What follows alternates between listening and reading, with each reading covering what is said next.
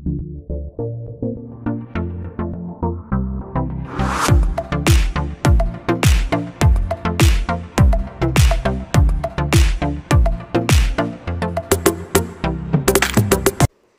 नमस्कार, मी सोनाली. सगळ्या माझ्या गोडताईंचं मैत्रिणींचं अगदी मनापासून स्वागत आहे सर्वांना. श्री स्वामी समर्थ. सगळ्याजणी कशा आहात? कालच्या व्हिडिओसाठी खूप खूप खूप मनापासून आभारी. खूप सर्वांनी भरभरून प्रेम दिलं, आशीर्वाद दिला यासाठी. यातल्या काही 2 क्लिपा ज्या होत्या ते मिस झालेल्या होत्या. एक म्हणजे ही महत्त्वाची क्लिप की पाडव्याला आपल्याकडे ना तोरण बांधलं जातं, ते पण कुठल्या पानाचं? तर आंब्याच्या पानाचं. तुमच्याकडे ही पद्धत आहे का सांगा. काही जणांच्या ठिकाणी अशोकाची पानं जी असतात ना त्याचं तोरण बांधलं जातं आणि काही ठिकाणी आंब्याचं, जिथं जे अवेलेबल होईल. आता आमच्याकडे तर अशोक अवेलेबल होणं शक्यच नाही आहे, नर्सरीमध्ये वगैरे जावं लागतं, पण आंबा मात्र सगळीकडे मिळतो. त्यामुळे मग आंब्याचे ढाळे वगैरे जे आहेत ना ते आणून त्याचं तोरण बनवलं. ही त्या दिवशीचीच पूजा आहे. खूप छान पूजा केलेली होती. फक्त या काही क्लिपा मिस झालेल्या होत्या. एक म्हणजे मी दरवाजाला ना त्याच दिवशी गणपती बाप्पांच्या प्रतिमा लावलेल्या होत्या. छोटे छोटे ज्या आहेत ज्या मी शेअर केलेल्या होत्या. आणि मला तेव्हाच कमेंट आलेले होते की ताई तू जेव्हा लावशील तेव्हा आम्हाला शेअर कर, कारण कसं की थोडीशी माहिती असावी. आता मी ते जे लावत होते ते मी रेंटच्या घरामध्ये असतापासूनचे ते म्हणजे गणपती बाप्पा आहेत. ते काय आत्ताचे गणपती बाप्पा नाही आहेत. म्हणजे मी विचार करू शकता की रेंटवर असताना इथं गणपती बाप्पा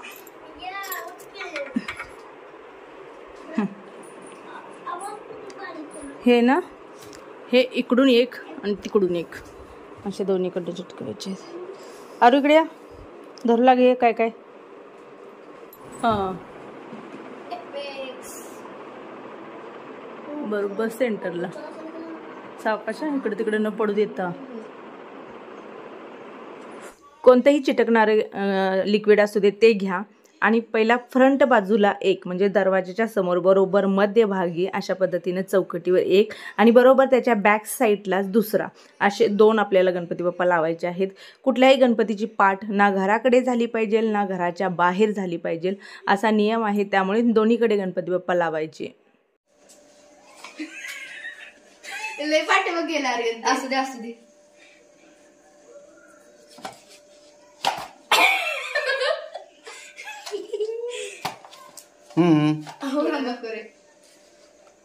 निघलं काढलं कसं हुशार आहे बघ ते.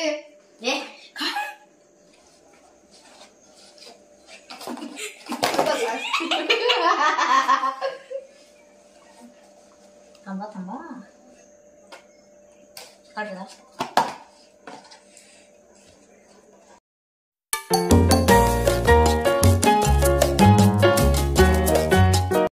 साडी नेसून बाहेर आली की शेरू लगेचच गळा पडत होता, कारण का त्याला वाटत होतं आता ही बाहेर चाललेली आहे.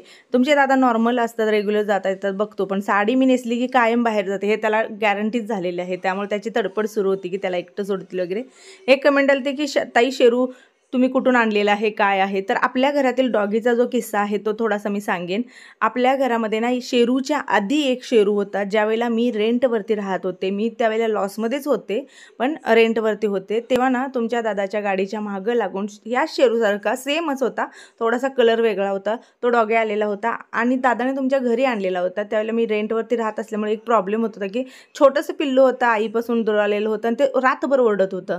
मग ते शेजारी म्हणतात ना अपार्टमेंटमध्ये होते 17-18 कुळं, सगळ्यांनी तक्रार केली की बाबा यांच्याकडे डॉगी आम्हाला इरिटेट होतं, आम्हाला त्रास होतोय असं तसं. मग ते घरमालक म्हणले की तुम्ही इथं राहता तर ते शक्य नाही आहे, तुम्ही याला ही करा.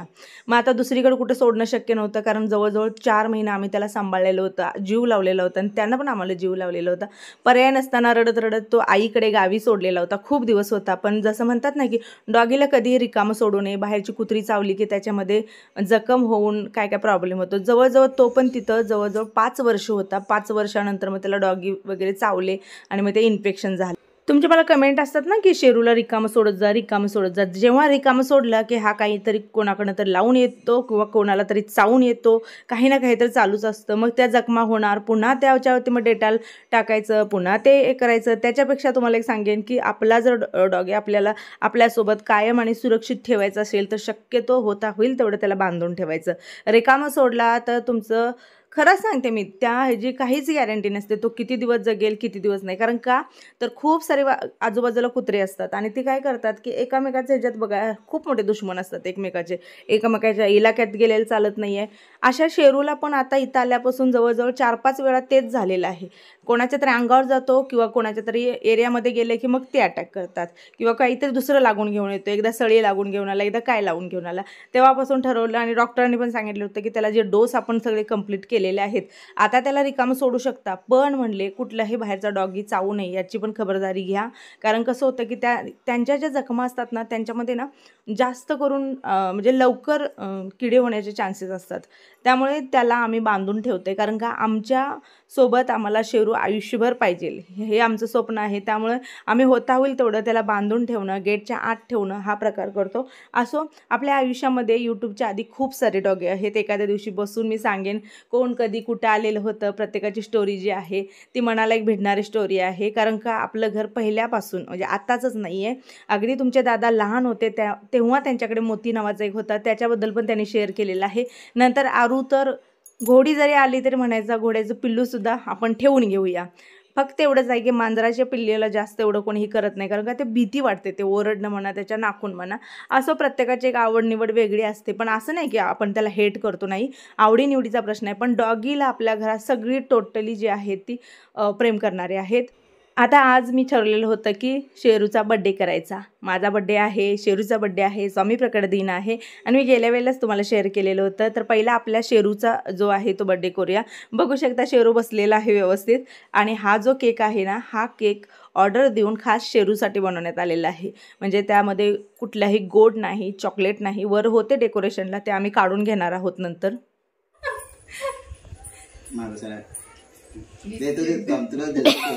तुला द्यायचा केक टोपे आडवे झाले बघा. आरती करताना एक गोष्ट लक्षात आली की आगीला ना डॉगी खूप घाबरतात. आता बघा शेरूला मी ना मोडला आणि त्याच्यानंतर आरती करताना ना त्या दिव्याला तो घाबरत होता. शेरू काय नाही करत नीट बसायला नीट ठेवा. हे आगे ना ह्याला खरं त्याची रिॲक्शन बरी होती. चल मी तुला ओवाळते. कसा आहे हा केक? रहा नाही जाता. Happy birthday Sheru, happy birthday Sheru, happy birthday dear Sheru.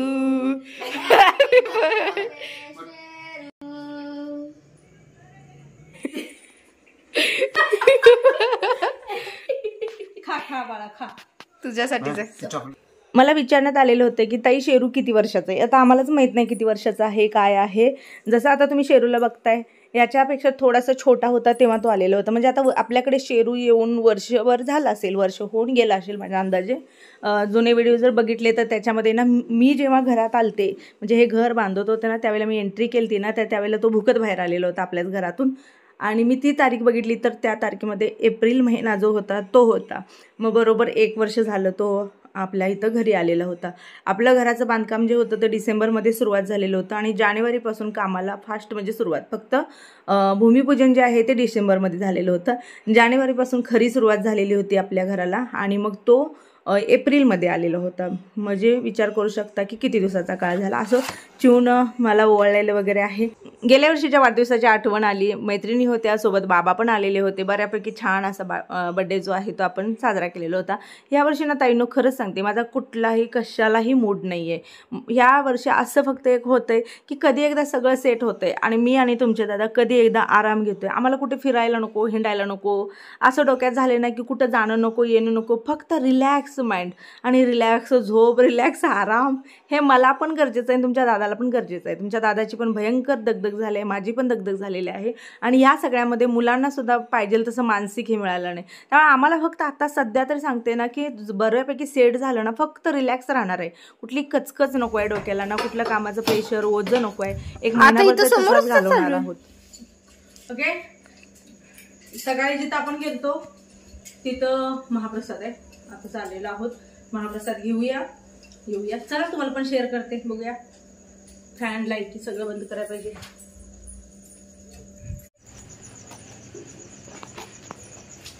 Bye Shilu.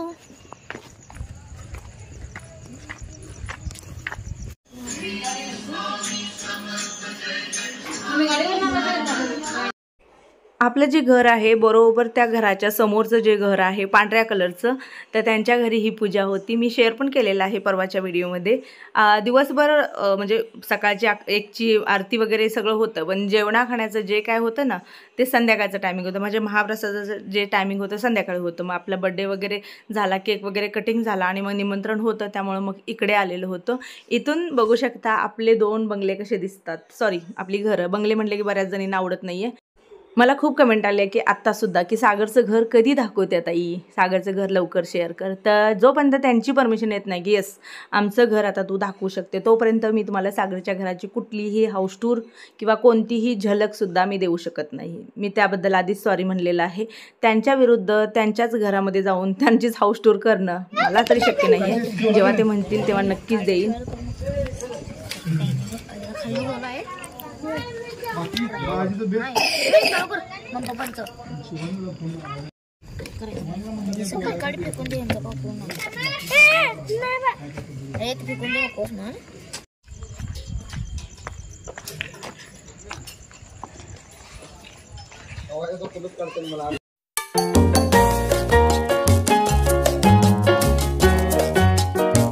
तर गुढीपाडव्या दिवशी तुमच्या दादानं माझ्यासाठी ऑर्डर केलेला ट्रायपॉड जो होता तो मला मिळालेला होता.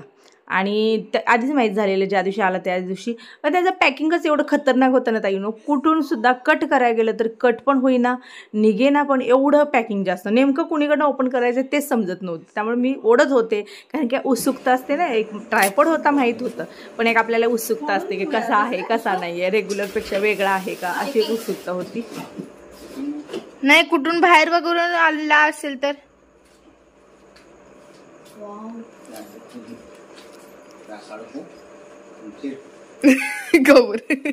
तर हे गिफ्ट काल पाडव्या दिवशी आले. तुमच्या दादानी कधी ऑर्डर केलं काय माहित. बापरे, कसला होता. बरं झालं खालचा एक खाली वरचा एक वर. नाही काय जरी झालं तरी मी तो वाला वापरणारच. हा, त्याचे अंजर पंजर ढिले झालेत. पोस्टमार्टम झालाय.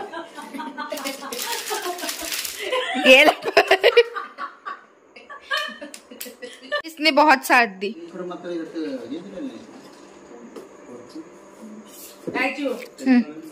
ती माझी जाळ आहे, त्याला कधी माझ्यापासून वेगळं करणार नाही. कसला ट्रायपॉड आहे ग बाई. कुठं आहे, वर कुठनं घ्यायचं.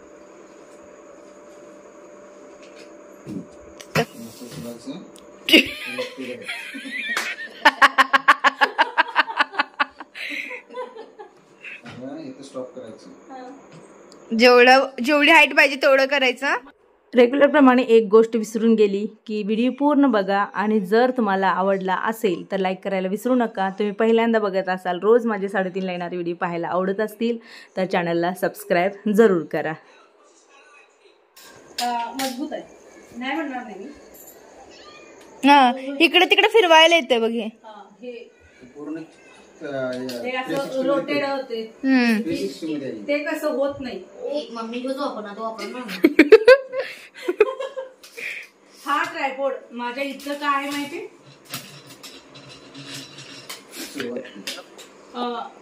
काय आम्हाला काय रडायचा, कागदी भरून ठेवले त्या का काय. तिथे तिथे माणसं रडवायला किती बरं. 1800 रुपयाचा ट्रायपॉड. 1899 जाऊ दे ना, वरचं 99 रुपये. त्यापेक्षा 1900 म्हण. 1900 रुपयाला हा ट्रायपॉड जास्त नाही. 1899 1899 रुपयाला